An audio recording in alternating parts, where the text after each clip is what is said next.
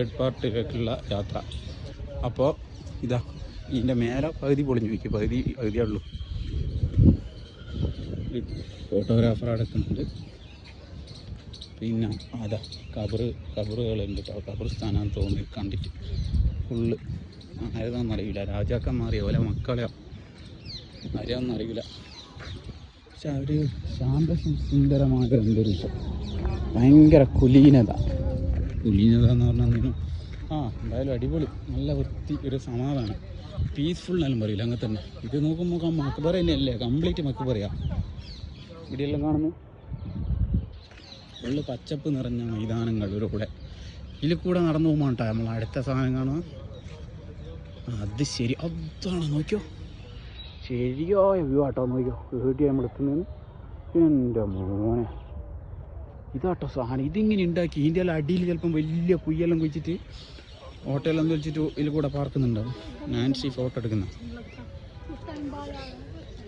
പിന്നെ നോക്കിയോ, ഇത് ഫുള്ള് കല്ല് തന്നെ, കല്ലും സിമെൻറ്റോ ചുണ്ണാമ്പോ അങ്ങനെ എന്തെല്ലോ വെച്ചിട്ടുള്ള ശിലായുഗ. ഇത് നോക്ക്, ശിലായുഗം എന്നല്ല ഞാൻ വെറുതെ പറയുന്നത് കേട്ടോ. ഇനി വേറെന്തോ പറയുക, ഉണ്ടാക്കുന്ന സാധനത്തിന് കല്ലെല്ലാം വെച്ചിട്ടുള്ളൊരു സാധനം.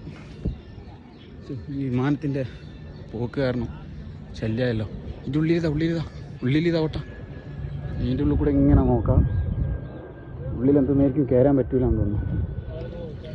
ഉള്ളിൽ എൻട്രി പ്രൊഹിബിറ്റഡ് ആണ്, അതുകൊണ്ടാണ് ഉള്ളിലേക്ക് കയറാത്തത്. പക്ഷേങ്കിൽ കിട്ടില്ല സാധനം കേട്ടോ. ഇങ്ങനെ ഒരു സാധനമൊന്നും ഈ ഒരു കാലഘട്ടത്തിൽ ഇവരെ നിലനിർത്തുന്ന തന്നെ വലിയ സംഭവമാണ്. ഈ ഒരു കാലഘട്ടത്തിൽ ഇങ്ങനത്തെ സാധനമൊന്നും വേറെ എവിടെയും കാണാനില്ല. This is for traditional India. ഒരു 10,000 കൊല്ലം മുന്നേ ഡൽഹിയിലെത്തിയ പോലെ ഉണ്ട്. പക്ഷെ അന്നേരം ഈ മരമൊന്നും ഉണ്ടാവില്ലേ.